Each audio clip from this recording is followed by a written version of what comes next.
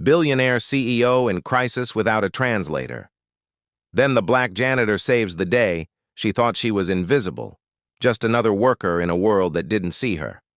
But one mistake, one look, one word changed everything. Suddenly she was at the center of a storm she never asked for, facing injustice so raw it left her heart pounding and her voice trembling. How could something so ordinary turn into a nightmare so extraordinary? What would she do when no one around her seemed to care? This is the story of a moment that would expose a truth far bigger than her alone. And it's not what anyone expected. It was just another Monday morning. Maya had been at the company for years, quietly excelling at her tasks, often overlooked, but always dependable.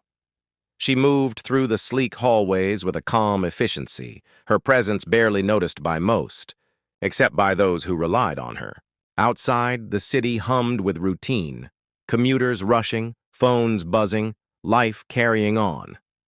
Maya's day began like any other, answering emails, filing reports, keeping a low profile. But beneath the surface, small glances, whispered jokes, and unspoken assumptions were waiting, ready to collide with her world. She didn't know it yet, but today would test everything she thought she knew about fairness, respect, and the place she truly held in this society. Maya's morning had started like any other, but by mid-afternoon, the walls around her world began to close in. First, it was the small things. A colleague passing her by without a glance, another whispering a joke she wasn't meant to hear. She forced a smile, told herself to ignore it, but each glance, each murmur, cut a little deeper. Then came the meeting she had been preparing for weeks. She stepped into the sleek boardroom, presentation in hand, heart steady but mind alert. As she began speaking, she noticed subtle shifts, eyes rolling, stifled sighs, a manager checking his phone at the worst possible moment.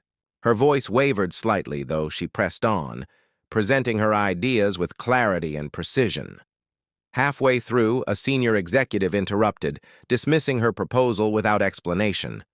The words weren't overtly cruel, but the tone, the glance, the undercurrent of condescension. Maya felt them like a physical weight pressing down on her chest. Walking back to her desk, she caught snippets of conversation. "She's not ready for that level," one whispered. "Maybe someone else should handle it," another added. She gritted her teeth, forcing herself to keep moving, but each word lodged like a splinter in her mind. Something inside her tightened, the sting of being judged not for her work, but for her skin, her presence. Lunch was no relief. In the cafeteria, colleagues formed their usual clusters, their laughter ringing out, warm and familiar to them but cold to her. A tray accidentally nudged hers, spilling coffee across her papers. The culprit didn't apologize. Instead, they laughed nervously, glancing at friends for validation. Maya cleaned up in silence, but the humiliation burned. She felt invisible and hypervisible at the same time, scrutinized for her mistakes, overlooked for her achievements. By mid-afternoon, tension escalated. Her supervisor called her into his office, door shut tight behind her. He spoke in vague terms. "There's been some feedback, concerns, about your fit for certain responsibilities." Maya's stomach dropped. She asked for specifics, examples, clarity, but each response was vague, a wall of politeness hiding an unmistakable bias, fear mixed with anger. She wanted to push back, to demand fairness, but the risk was immediate. She was alone, with authority stacked against her. As she left his office, the hallway felt different, narrower, suffocating. Whispers followed, eyes lingered a moment too long. She clutched her bag, each step echoing her uncertainty. Something bigger was building, a confrontation she hadn't sought but couldn't avoid. The questions loomed. Could she hold her ground in a world that didn't want her to? And if she did, what would it cost her? By late afternoon, the tension had reached a breaking point. Maya stood at the edge of the conference room, watching as her proposal, her months of work, was dismissed in a single condescending sweep. Her ideas weren't flawed, she knew that, but no one seemed willing to see her value. The whispers grew louder, eyes sharper, and every glance felt like a verdict she hadn't asked for. Then came the confrontation she had feared. A senior executive, known for his subtle but cutting prejudices, stepped forward, speaking over her, twisting her words, claiming credit for her insights.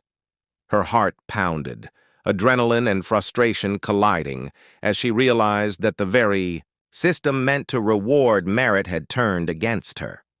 Colleagues exchanged uncomfortable looks, some unsure whether to intervene, others looking away.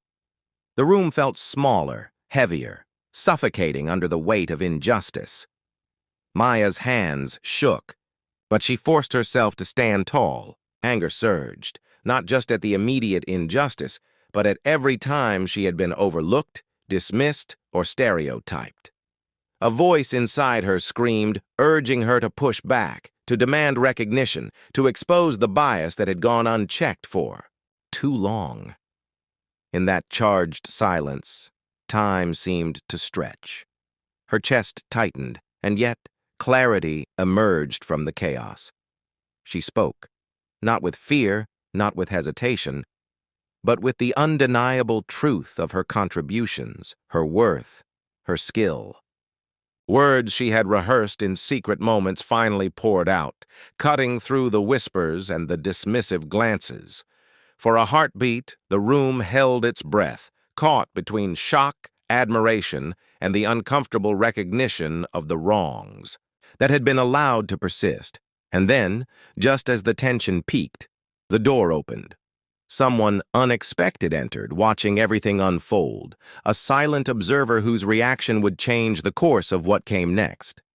Maya's eyes met theirs, and in that instant, she realized that what had begun as a personal battle was about to spark something far bigger. The question hung in the air. Would the truth be enough to break through, or was the weight of prejudice too strong to overcome? Maya walked out of the office that evening, her shoulders heavier than when she arrived, but her spirit stronger. The confrontation hadn't erased the bias she faced, nor had it fixed the system, but it had illuminated it.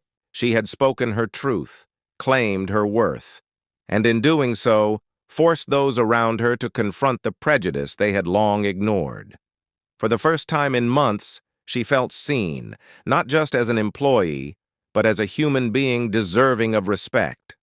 Experience left a mark, a mixture of exhaustion, anger, and a hard-earned clarity.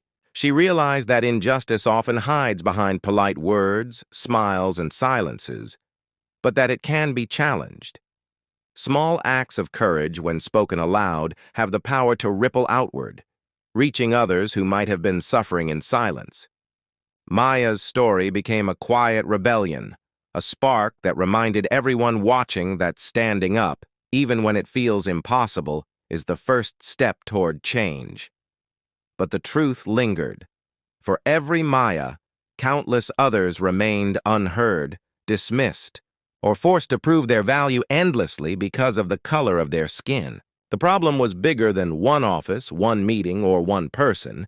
It was a mirror reflecting a society still grappling with deep-seated racial inequality, one that demanded attention, reflection, and action from everyone.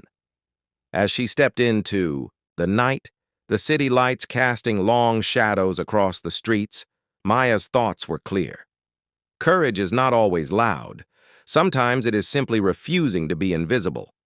And the question remained, echoing far beyond her own story. How many more voices will we ignore before we finally choose to listen, to act, to change?